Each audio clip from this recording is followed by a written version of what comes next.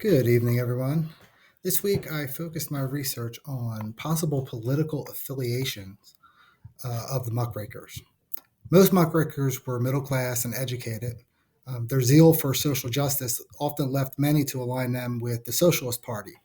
Teddy Roosevelt lauded early efforts of the muckrakers in 1902 when he brought a suit against J.P. Morgan and his Northern Securities Company. Roosevelt's admiration for the muckrakers withered away when he said, "Now it is very necessary that we should not flinch from seeing what a vile and debasing there is filth on the floor, and it must be scraped with the muck rake. And there are times and places where this service is most needed of all services that can be performed.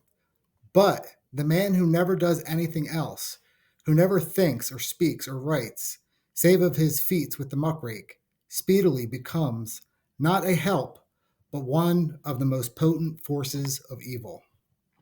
So clearly he had a split with the muckrakers.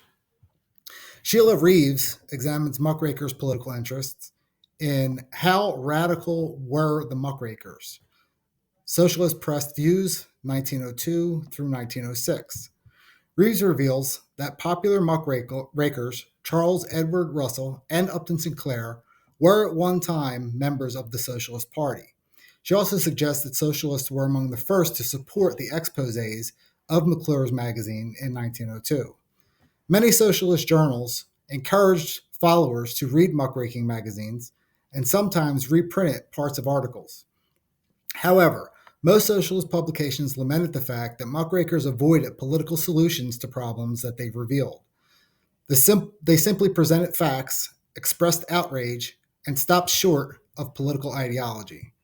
McClure's was once condemned by many socialists for trying to apply journalistic standards to Eugene V. Debs by asking him to rewrite his account of the Chicago Pullman strike.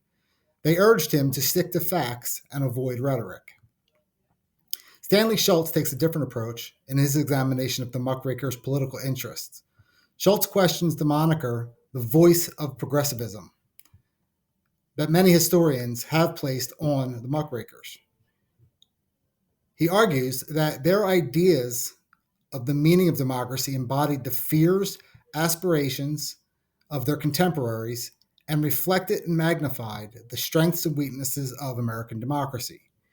He further asserts when muckrakers turned their attention to American life and politics, they uncovered moral flaws.